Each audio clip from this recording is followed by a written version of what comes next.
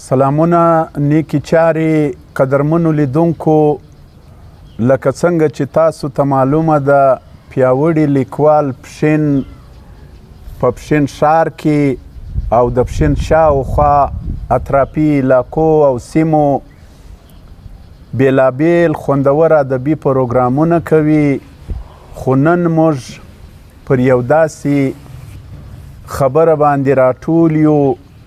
چې زموږ یو ډېر قدرمن ځوان زلمی شاعر د پیاوړي لیکوال د کاروان غړی ارواښاد ګل محمد خوشحال، الله دې روح شاد لري، الله دې جنتونه ورنصیب کړي. له موږ څخه په 2024 کې بیل سو او نن موږ د ده په یاد کې راټول یو او ګل محمد خوشحال د پیاوړي لیکوال سره د پښتو ادب د پښتو ژبې په خدمت کې زیاته ونډه درلوده او له موږ سره یې په دې کاروان کې زښته زیاتې خولې توی کړې. ګل محمد خوشحال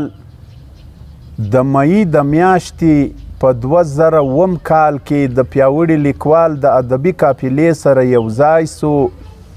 او د موږ سره یې په دغه ادبي سفر کې خپل تګ پیل کړی او سوکه یې دا مزل د موږ سره جاري ساتئ او له موږ سره به یې په بېلابېلو ادبي خپرونو کې په ادبي خدمتونو کې برخه اخیسته او د پښتو ژبې او د پښتو ادب لپاره به د ورځې او د شپې زیار ایستی، خولې به یې تویولې، موږ ته به یې چندې راکولې. موږ پیاوړي لیکوال د خپلو ملګرو په زیار او په جیب باندې دا تنظیم د 1990 څخه د اپریل د 19 نیټې څخه تر دا نن ورځې پورې چې را رسولی دی، نو د پیاوړي لیکوالو د ځوانانو د جیب له برکته او د زیار او د خوارۍ له برکته دغه تنظیم تر دا نن ورځې پورې خپل ادبي سفر روان ساتلی دی. په دغه ادبي سفر کې ګل محمد خوشحال چې زه یې لومړی له تاسو سره پیژندګلو وکم، د خدای نظر اکا زوی په 1984 کې په کوټه کې وزیږېدی او څه موده پس بیا وپښین ته راکډه سو او په پښین ښار کې میشته سو. د خپل د ځوانۍ دغه دورې ته دوام ورکړ او خپل ژوند ته یې د پرمختګ لپاره مټې راونغښتې. د ژوند د تیرولو دپاره لکه څنګه چې د نفقې او د ډوډۍ لپاره زیار او خواري شرط وي، نو ده هم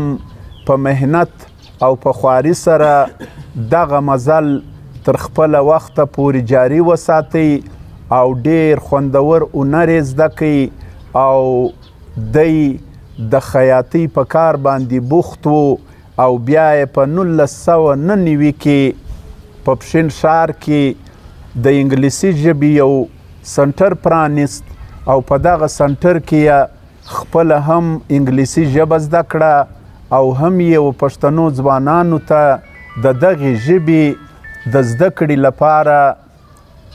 هڅه وکړه او دغه سنټر یې په ډېر بریالیتوب سره وسرته ورساوی. په 2000 کې چې ګل محمد خوشحال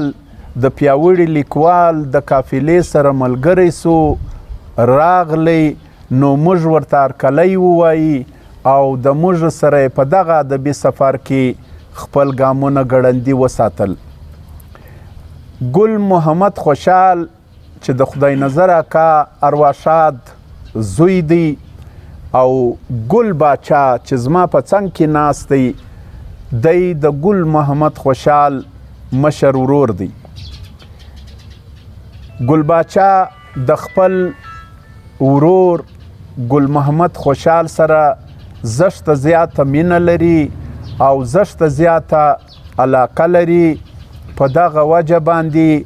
نن موږ د ګل باچا میلمانه یو او دغه خپرونه جوړه کړې ده چې موږ د ده سره په دغه غمیزه کې برخه واخلو او د ده سره په دغه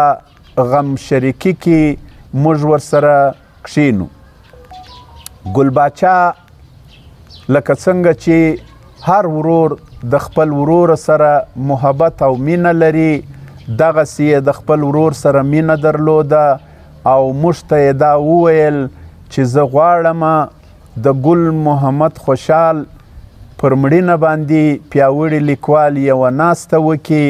او دی وستایي د ده ادبي خدمات او د ده زیار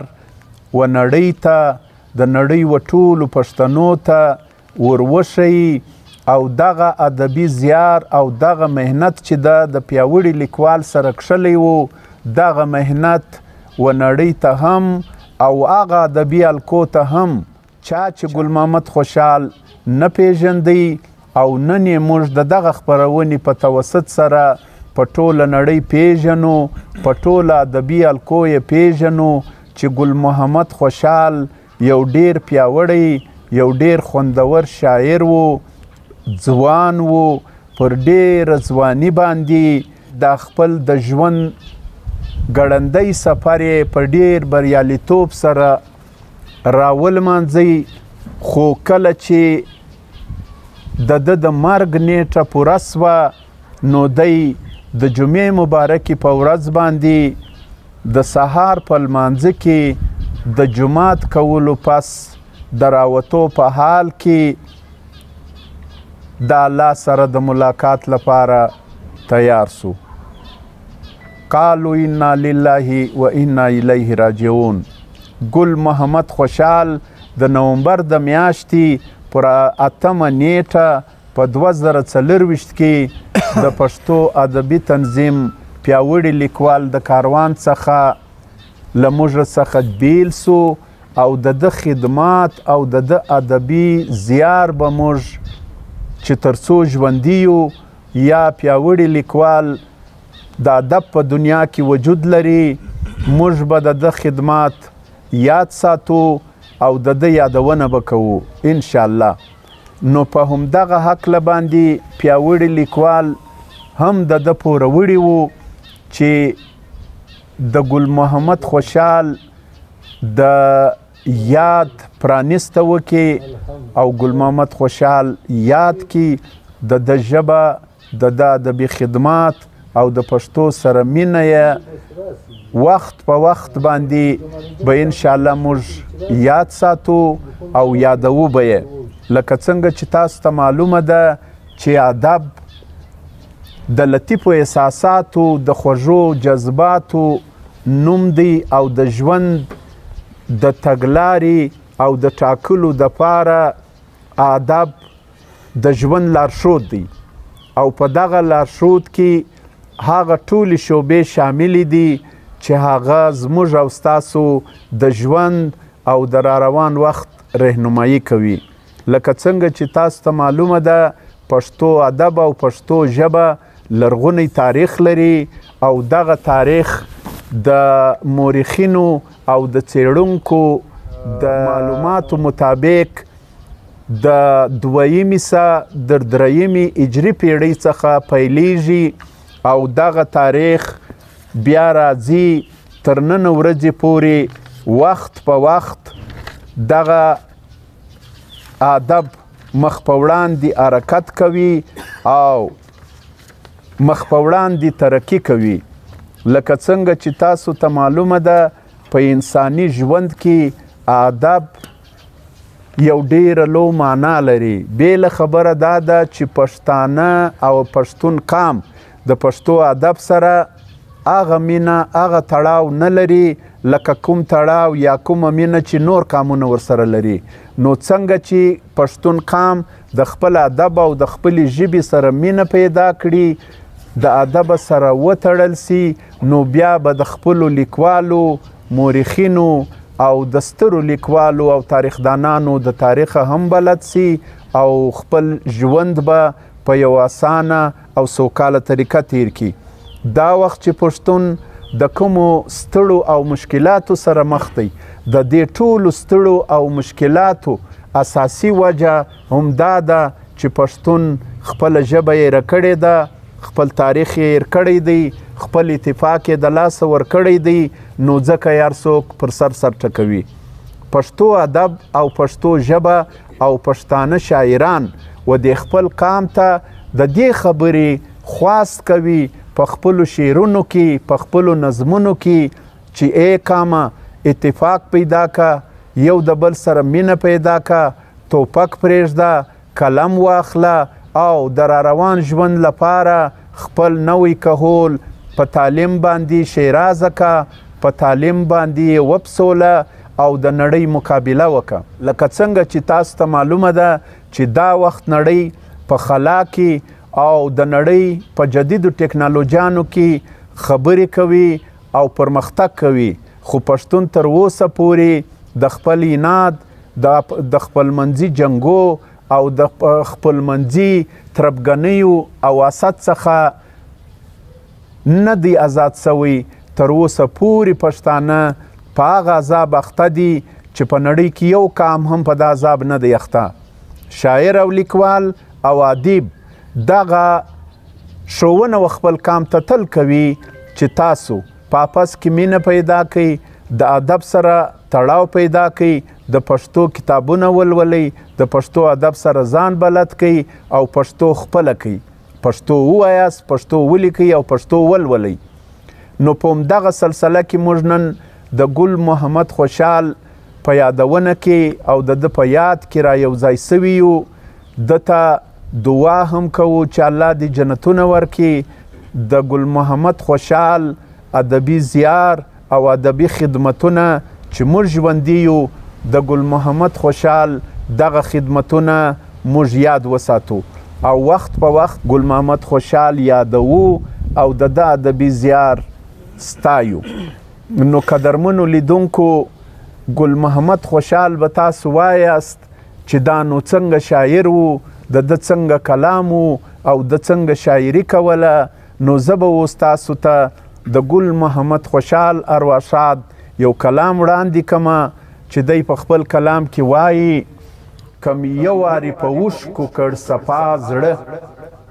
بیا بې نه لړم په هیڅ قسم ګناه زړه. کم یو وارې په اوښکو کړو صفا زړه، بیا بې نه لړم په هیڅ قسم ګناه زړه. ثنا وایم ثنا وایم ثنا وایم ثنا وایم ثنا وایم ثنا وایم، هم می روح وایي ثنا، هم په ثنا زړه. او داسې یار دی ای خالقه داسې حسن،